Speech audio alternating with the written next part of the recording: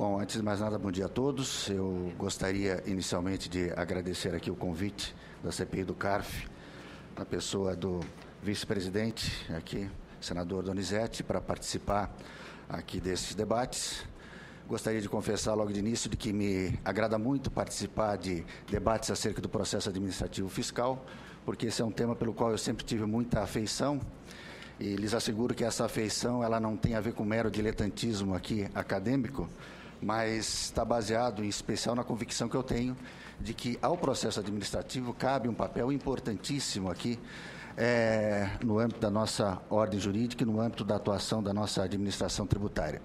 Acho que é através do processo administrativo fiscal que o contribuinte tem aqui à disposição dele um meio não oneroso, sem muitos formalismos para contestar atos praticados pela administração tributária. E, da mesma forma, é através do processo administrativo fiscal que a administração cumpre aquele que é um dever primordial seu, aqui constitucionalmente esculpido, de zelar pela autotutela aqui dos atos praticados por seus agentes. Então, volto a dizer, gosto muito do assunto, sou a ele muito afeiçoado, mas acho que, antes de qualquer outra coisa, nós temos que enfatizar a importância que o processo administrativo fiscal tem no contexto mais amplo do sistema de solução de litígios tributários no Brasil. Bom, dito isso, como nós temos um tempo aqui bastante limitado, eu vou ser bastante objetivo, bastante pragmático, tentando concentrar aqui a minha exposição em cima, na verdade, de uma outra iniciativa legislativa que está em tramitação atualmente aqui no âmbito do Congresso Nacional e que tem íntima relação com o objeto aqui das nossas discussões. Trata-se do projeto de lei complementar 381 de 2014, que, aliás, teve gênese aqui no Senado Federal e que já aqui passou a tramitar em regime de urgência e que hoje se encontra em tramitação na Câmara dos Deputados, tendo sido, inclusive, ontem aprovado lá pela Comissão de Finanças e Tributação. A razão pela qual eu vou usar o projeto de lei complementar 381 de 2014 como ponte para abordar algumas questões relacionadas aqui ao nosso processo administrativo está associado ao fato de que este projeto de lei complementar trata de uma matéria extremamente importante e já muito reclamada por toda a comunidade jurídica, que é a de tentar instituir, pela primeira vez na história da nossa ordem jurídica, normas gerais acerca do processo administrativo fiscal. Em outras palavras, trata este projeto de lei complementar de definir aqui um rito procedimental mínimo de adoção obrigatória por parte de todos os entes federativos, indistintamente. As vantagens de a gente ter um ato legal com este conteúdo são absolutamente inequívocas. Interessa não apenas aqui à administração tributária, mas também ao contribuinte. Ao contribuinte, por conta do fato de que, diante de uma eventual aprovação desse projeto de lei complementar, ele não vai ter o ônus de ter de se familiarizar com a legislação processual administrativa dos mais de 5.000 entes federativos que compõem a nossa federação, Hoje, qualquer contribuinte que pretenda aqui litigar em matéria tributária com vários entes aqui federativos, ele vai ter que, primeiro, fazer um sobre-esforço de se familiarizar com as regras procedimentais específicas de cada ente federativo. Então, do ponto de vista do contribuinte, este PLP, se aprovado, vai trazer inequívocos benefícios no sentido aqui do exercício do direito de defesa do contribuinte. E do ponto de vista da administração tributária, vai haver um ganho também significativo na medida em que nós teremos um incremento da transparência da atuação de todos os contenciosos administrativos.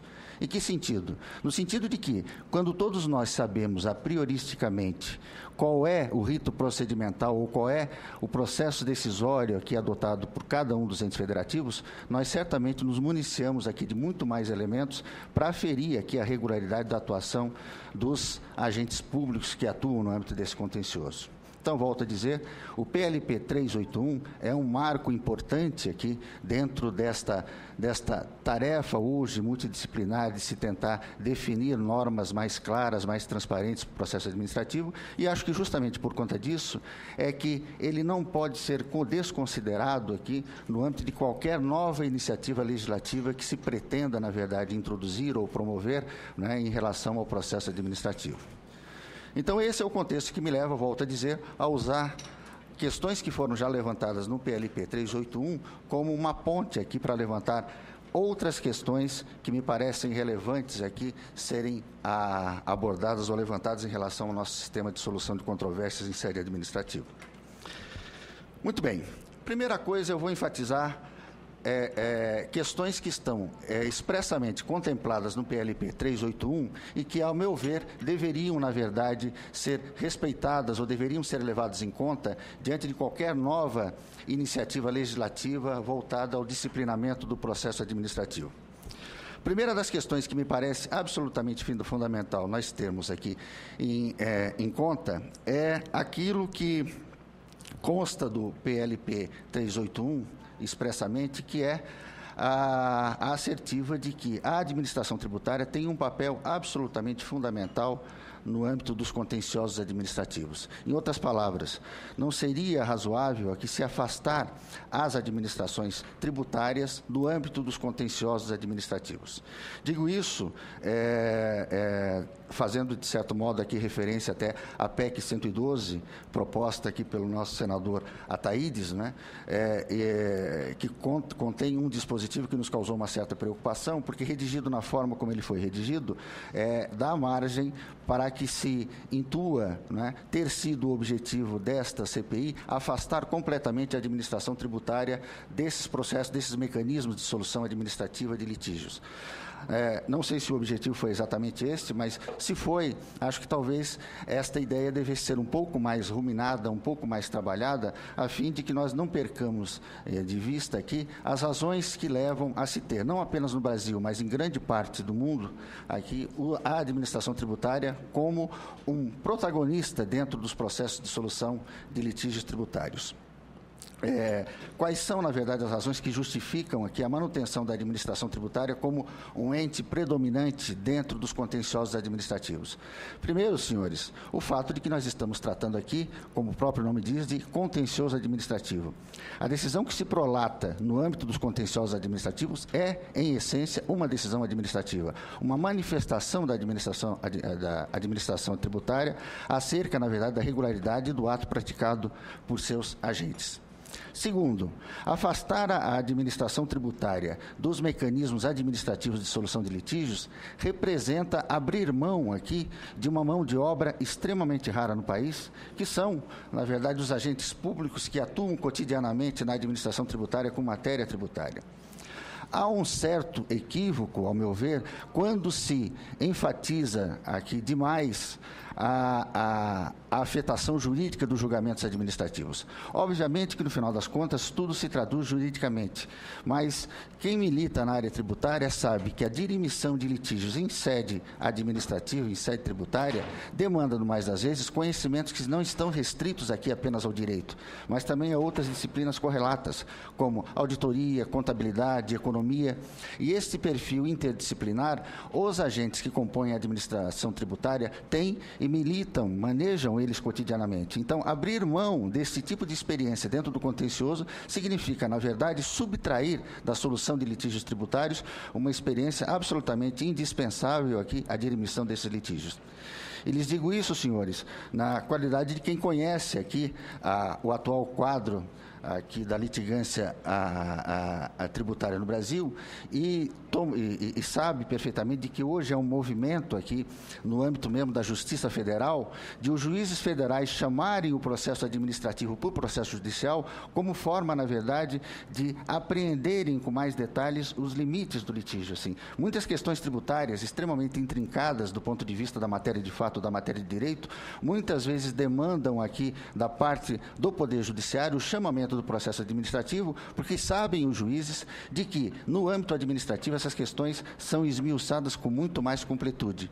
Então, me parece que a manutenção da administração tributária como o grande protagonista ou como um protagonista preponderante dentro dos contenciosos administrativos é uma imposição aqui que resulta não apenas do texto constitucional, mas também, do ponto de vista pragmático, desta realidade de que é no âmbito da administração tributária que nós temos aqui profissionais com esta expertise, né, interdisciplinar que permite aqui o esmiuçamento destas questões, desses litígios tributários em todas as suas dimensões.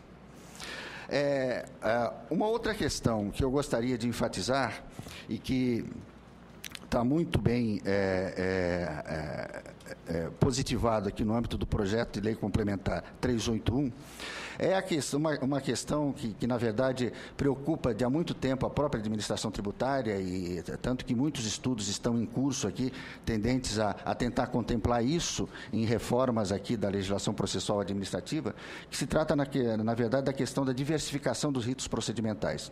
Senhores, nós temos hoje uma legislação processual administrativa, aí falo por mim, não pela administração tributária, né, uma legislação processual administrativa absolutamente ultrapassada e anacrônica.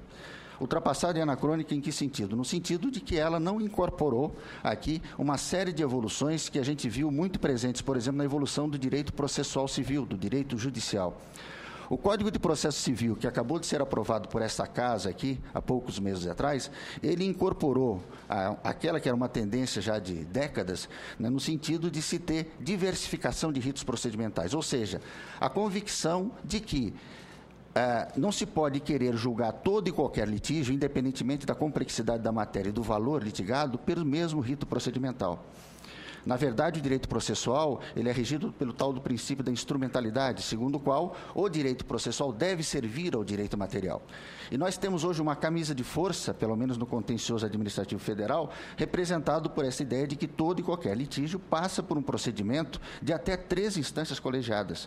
O que, para a gente que milita cotidianamente aqui no âmbito administrativo, é absolutamente excessivo para grande parte dos litígios. Nós temos litígios, volto a dizer, que não possuem complexidade que justifique, na verdade, tantos desmembramentos, tantos desdobramentos processuais. Na verdade, isso serve apenas para que a gente postergue aqui a decisão administrativa final acerca desses litígios. E, de certo modo, a gente abre uma porta para o uso protelatório aqui do contencioso administrativo. Então, volto a dizer, eu acho que em que medida esta questão está incorporada ao PLP 381? O PLP 381, pela primeira vez, incorpora ou tenta incorporar aqui a nossa legislação processual administrativa um dispositivo no âmbito do qual abre a possibilidade aos entes federativos de estabelecerem ritos diferenciados de acordo com o valor ou a matéria envolvida. O que eu acho absolutamente fundamental que a gente resgate em qualquer iniciativa legislativa que nós queiramos aqui propor.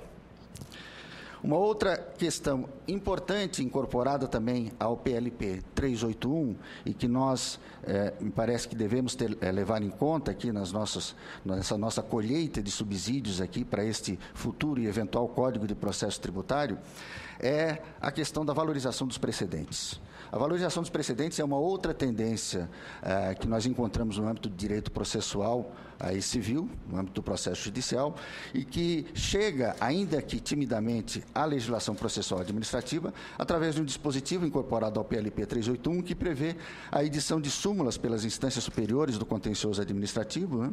Súmulas essas que teriam ordinariamente, vinculariam ordinariamente todos os órgãos julgadores, todos os órgãos participantes do contencioso administrativo, e em situações específicas aqui, até mesmo a toda a administração tributária federal. Então, federal, estadual ou municipal, porque o PLP se destina aqui, tem como destinatário todos os entes federativos, né? Então, essa é uma outra quebra de paradigma importante, né? De nós passarmos a ter aqui instrumentos na legislação processual administrativa que sirva para a valorização dos precedentes e, com isso, a agilização aqui do julgamento administrativo. Estas, senhores, as questões que eu queria levantar aqui, que estão expressamente incorporadas ao PLP 381 e que nos parece, a Receita Federal, deveriam ser preservadas nas eventuais novas iniciativas legislativas que se pretendam, no âmbito dessa comissão aqui, promover. Né? E volto a dizer, a razão pela qual eu considero aqui esta levada em conta do PLP 381 extremamente relevante, está associado não apenas à significância da matéria abordada dentro do PLP 381, mas também uma circunstância aqui contextual que é extremamente importante. Senhores, este PLP 381, ele, ao longo do seu ano e meio aqui de tramitação, ele contou com a ampla participação, não apenas de entidades representativas da sociedade civil e de uma vasta gama de juristas, mas também, em especial, com o esforço concentrado de representantes de todos os entes federativos, União, Estados, Distrito Federal, Federal e municípios. Eu, pessoalmente, o doutor André Nardelli, que está aqui também, coordenador geral de acompanhamento judicial da Receita Federal, participou desse processo. Nós participamos de inúmeras reuniões, de inúmeros aqui debates com entidades representativas de todos os entes federativos, com o fim justamente de se tentar chegar a uma proposta, a uma redação de lei complementar que contemplasse aqui as peculiaridades de todos esses entes federativos. Então, digo, a importância do PLP 381 está associada não apenas à relevância da matéria que ele incorpora, mas também ao fato de que ele é amplamente legítimo do ponto de vista da ampla gama de atores aqui que participaram da construção aqui do texto que hoje está rodando e que é um texto que atende aqui aos interesses de todos esses entes federativos. Agora, o PLP 381, apesar de precisar ser levado em conta, ele não contempla tudo aquilo que me parece assim deveria ser contemplado no âmbito de uma oportunidade como essa, né, em que nós estamos aqui colhendo subsídios para este futuro eventual Código de Processo Administrativo Tributário. Há algumas questões que não estão lá contempladas e que me parece seria um terreno fértil para eventuais proposições aqui ou novas iniciativas legislativas, por exemplo, no âmbito aqui desta atividade conduzida pela CPI do CARF. A primeira questão que não está lá contemplada e que eu vou abordá-la aqui com os senhores, porque, para mim, ela revela o verdadeiro e o maior aqui anacronismo da nossa legislação, está associada ao modelo inédito de contencioso administrativo que nós temos no Brasil. Modelo absolutamente inédito na cena internacional. O nosso sistema administrativo de solução de controvérsias colhe vários subsídios de vários sistemas, entretanto, ele tem algumas peculiaridades que o tornam absolutamente único no mundo e, ao meu ver, o tornam único no sentido negativo. E qual é esse sentido negativo? O sentido negativo está associado ao seguinte, senhores. A via administrativa é, no Brasil, facultativa, como é aqui em muitos países. O contribuinte opta pela via administrativa se assim o quiser. Entretanto, ao contrário do que acontece em outros países, a opção pela via administrativa não traz para o contribuinte nenhum ônus de caráter processual, o que faz com que nós tenhamos a situação que a gente tem hoje com muita frequência. O contribuinte passa por todas as 3 instâncias colegiadas da via administrativa e depois, descontente com a decisão final contrária a ele vai ao Poder Judiciário e lá renova a discussão sem qualquer compromisso com tudo aquilo que foi discutido em sede administrativa. Ou seja, ele pode, na verdade, renovar, começar da estaca zero, trazendo, na verdade, elementos, alegações, causas de pedir que jamais foram cogitadas perante a autoridade administrativa, perante a via administrativa. Ou seja, nós simplesmente jogamos no lixo 4, 5, 6 anos aqui de tramitação administrativa, conduzida por até 3 instâncias colegiadas, sem que o contribuinte, na verdade, tenha qualquer ônus, qualquer repercussão aqui em termos da eventual e posterior propositura de uma ação judicial. Me parece que seria razoável que nós mantivéssemos aqui a via administrativa como uma faculdade atribuída ao contribuinte, mas também me parece razoável que deveríamos dar alguma consequência prática ao uso da via administrativa. Já que os julgamentos administrativos têm tanta qualidade, são tão reconhecidos do ponto de vista da sua qualidade, seria razoável que o contribuinte, por exemplo, tivesse o ônus de não teria obstaculizado o seu direito de ir ao Poder Judiciário, mas teria restrições. Qual seria a restrição? A restrição de que ele teria que repetir no âmbito judicial a discussão nos mesmos termos em que ele a levou aqui perante a via administrativa. Me parece que isso seria importantíssimo. Em alguns países, há situações em que esse tipo de exigência é feita através de mecanismos aqui diferenciados, mas me parece que nós teríamos que encontrar algum jeito de dar consequência prática ao julgamento administrativo, no sentido de que nós não tivéssemos o uso protelatório da via administrativa, né, utilizado como muitas vezes hoje utilizado. Vejam, eu não estou tratando aqui de limitar, não estou propondo de que se crie uma limitação ao acesso ao Poder Judiciário, coisa que, do ponto de vista da nossa Constituição, é inviável. Estamos apenas dizendo o seguinte: o contribuinte pode ir ao Judiciário discutir o que ele quiser, desde que ele tenha, na verdade, previamente discutido isso na via administrativa. Com isso, nós teríamos uma valorização da decisão administrativa, teríamos uma facilitação, uma abreviação do trâmite aqui em sede judicial dessa pendenga, porque todas as questões aqui já teriam sido submetidas previamente à autoridade administrativa, e com isto, no âmbito judicial, questões que normalmente demandariam diligências e perícias complementares já estariam dirimidas por tudo aquilo que foi mastigado em sede administrativa. Então, vejam, essa é uma questão que não foi absolutamente tocada no âmbito do PLP e que me parece que representa uma distorção importante do nosso sistema, um anacronismo que dá margem, em muitos casos, para o uso protelatório da via administrativa e que talvez pudesse ser estudado aqui no âmbito de uma comissão como essa, a fins de a gente encontrar mecanismos que, pelo menos, mitiguem aqui esta distorção. Uma outra questão que não foi tocada no PLP 381 e que me parece extremamente relevante é aquilo que eu falo de falta de alinhamento de marcos normativos entre as instâncias administrativas. O doutor Barreto, que está aqui, conhece bem esse assunto, aliás, conhece bem todas as questões que eu estou levantando, mas esse, especialmente, é um assunto assim, que causa muita inquietação no âmbito da administração tributária, no âmbito do contencioso. No que se consubstancia essa falta de alinhamento de marcos normativos? Senhores, nós temos muitos problemas no cotidiano aqui do contencioso administrativo, resultantes do fato de que a primeira instância administrativa está vinculada a atos administrativos de caráter normativo editados pela Receita Federal e o CARF, a segunda instância administrativa, não se considera, na verdade, vinculado a estes atos por força aqui, entre outros argumentos, né, de não haver subordinação hierárquica dos julgadores ao secretário da Receita Federal.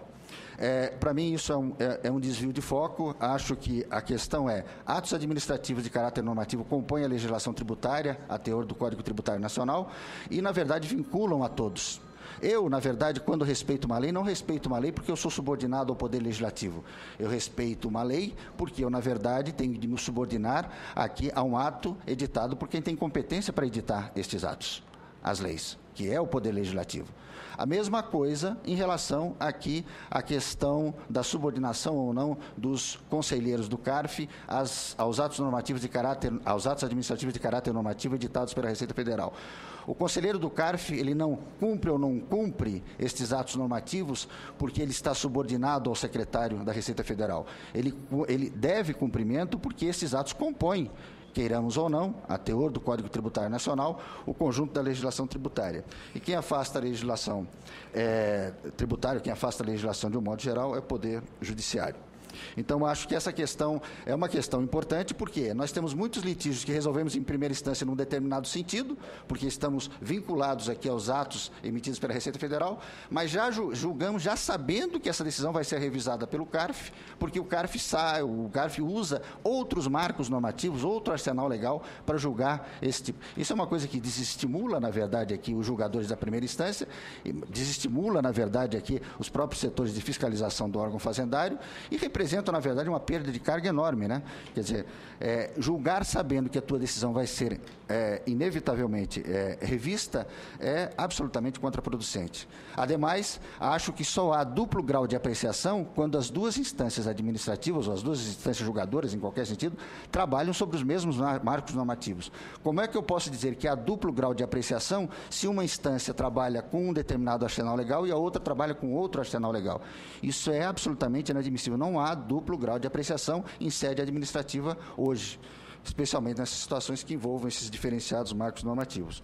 Eu sei que a senadora Vanessa tem um projeto de lei aqui no âmbito do qual esta questão está contemplada, né? Acho um avanço, especificamente o projeto de lei, qual deles é o 544, né? 544, me parece. 543, isso.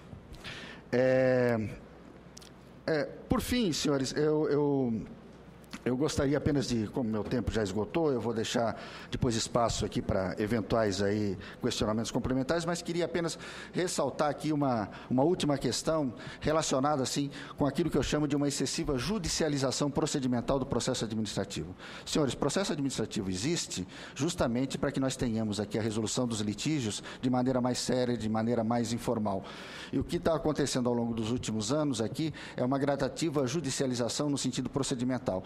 O procedimento, por exemplo, hoje, no âmbito do CARF, é em muito parecido com o procedimento judicial. Há tantos incidentes processuais, há tantos, na verdade, há tantos incidentes que podem, na verdade, aqui gerar a postergação desta prestação judicante administrativa, que me parece que nós deveríamos fazer um contramovimento no sentido de se evitar aqui a proliferação destes incidentes.